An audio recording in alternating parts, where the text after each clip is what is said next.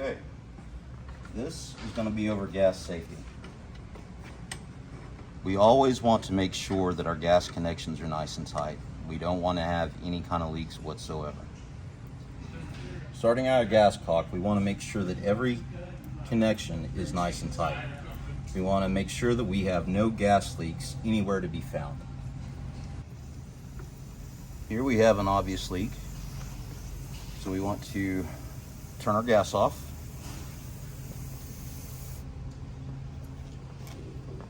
And we want to tighten our fitting.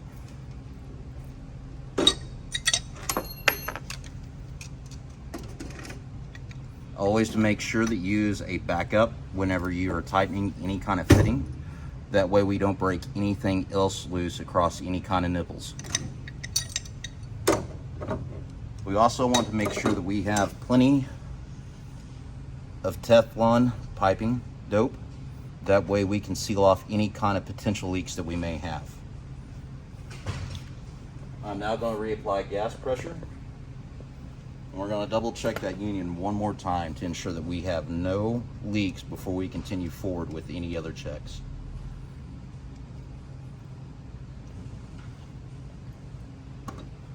The union is nice and tight, sealed. We'll go ahead and clean that connection from those bubble solutions. Continuing on into our furnace cabinet, we want to make sure that we definitely do not have any leaks in here.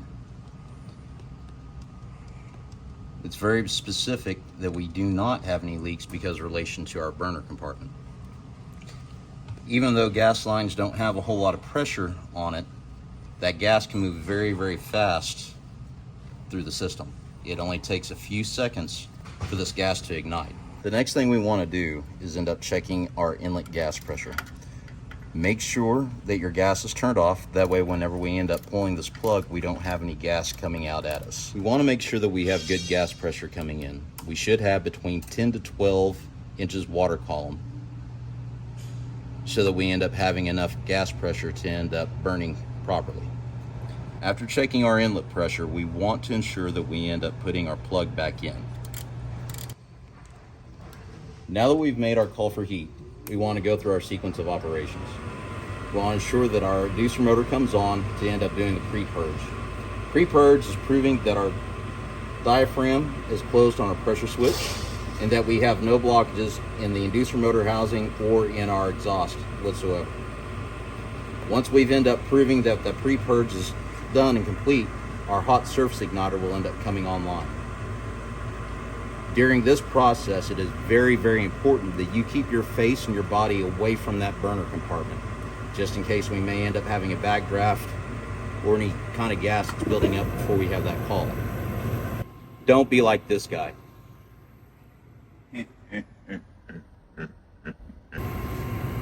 We also want to end up checking our outlet pressure. We should be running roughly about 3.5 inches water column. Anything that's too high can end up causing stress fractures on that heat exchanger over time, which can end up causing leakage of CO within our ductwork. We also want to make sure that our gas pressure isn't too low because we can end up causing that heat exchanger to end up sweating once the call has been terminated.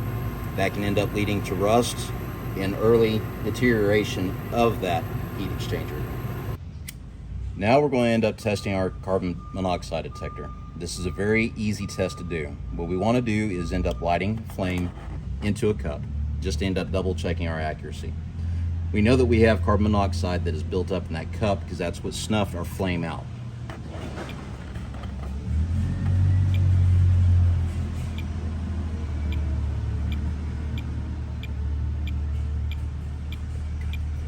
Now that we've tested our carbon monoxide detector to ensure that it is working properly, we want to end up checking over every single component on this food pipe. We want to check over every single joint to make sure that we have no leaks. We definitely do not want anything getting into that airstream.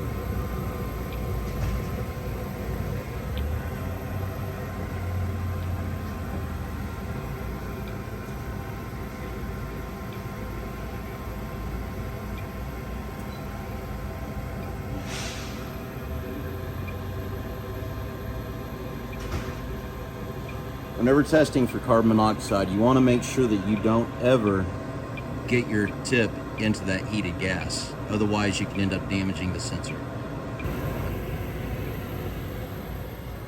Most importantly, after you end up checking the flue, we also want to check the airstream going into the home. We want to ensure that even though we're not picking up any CO there at that exhaust, there could end up being a cracked heat exchanger. We may end up bypassing the CO somewhere within the system.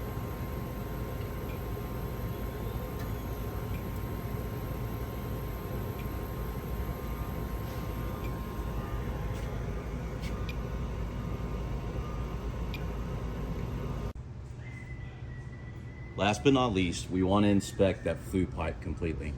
Oftentimes, whenever a roof has been replaced, roofers can sometimes end up dislodging our flue pipe.